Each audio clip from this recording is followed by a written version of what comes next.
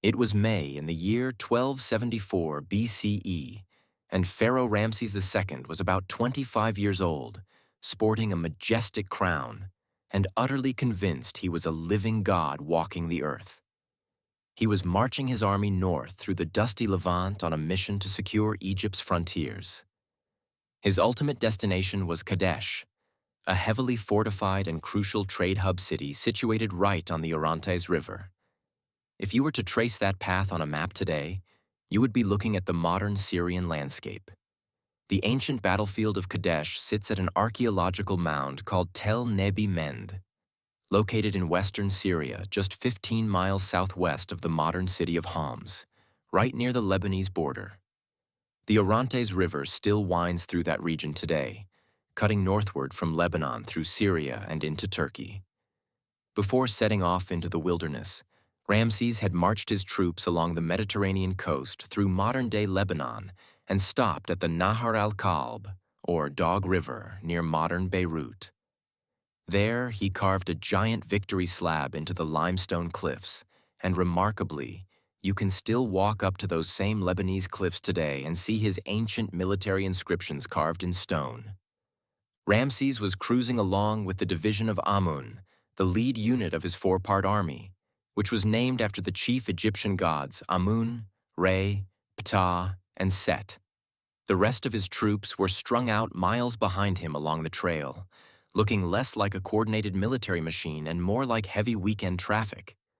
Suddenly, two local nomadic Bedouins wandered into the Egyptian camp, threw themselves on the ground, and claimed that the Hittite army was terrified of the great Pharaoh and had fled way north toward Aleppo. If you ever visit the historic city of Aleppo in northern Syria today, you can visit the massive citadel of Aleppo, a fortress that sits right near where the Hittite army was supposedly hiding. Ramses, possessing an ego the size of the Great Pyramids, believed the nomads instantly and pushed ahead to set up his personal royal camp just north of Kadesh. There was just one massive problem with this plan. The nomads were double agents. The Hittite king, Muwatalli II, had paid them handsomely to lie directly to the pharaoh's face. The entire Hittite army was not 120 miles away in Aleppo. They were actually crouching in silence right behind the hill of Kadesh, holding their breath and waiting for Ramses to set down his luggage. While Ramses was relaxing in his royal tent and congratulating himself on an easy victory, Egyptian scouts captured two new Hittite spies and beat them until they spilled the real plan. The scouts rushed into the pharaoh's tent to inform him that 40,000 Hittite soldiers were literally on the other side of the hill. Before Ramses could even process this catastrophic intelligence failure, 2,500 heavily armored Hittite war chariots came crashing across the shallow riverbed.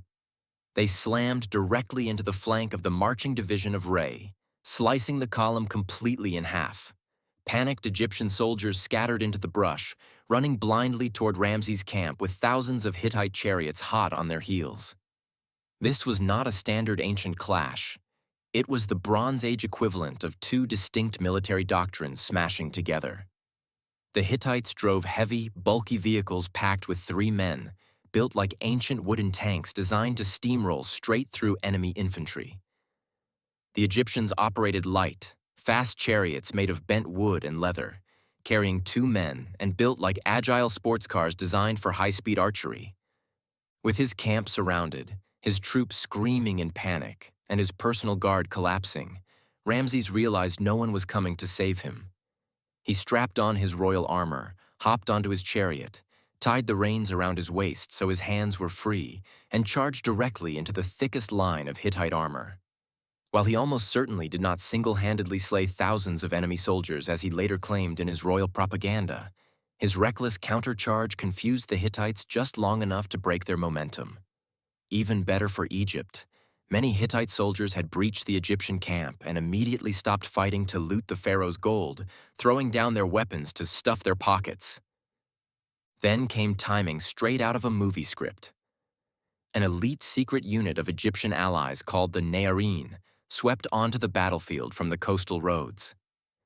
They caught the looting Hittites completely off guard and drove them back toward the muddy banks of the river.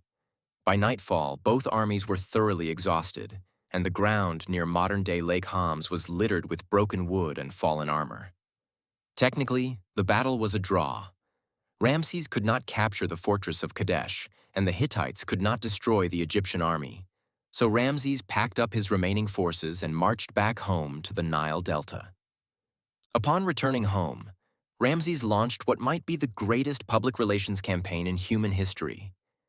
He declared absolute victory and carved the dramatic story of his solo triumph onto the walls of the Ramesseum in Luxor, the massive temple of Karnak, and the famous mountain walls of Abu Simbel in southern Egypt. If you travel through Egypt today, you can still stand in those ancient temples and read those exact hieroglyphic flexes. Meanwhile, in their capital of Hattusa, located near modern-day Boğazkale in central Turkey, the Hittites wrote a very different version on clay tablets, noting that Ramses had failed to take the city and retreated south. Realizing that fighting each other forever was ruinously expensive, and facing a dangerous new power called Assyria rising to the east, the two empires eventually signed the Treaty of Kadesh 15 years later. They created a silver-plated document swearing eternal friendship, open trade routes, and mutual defense.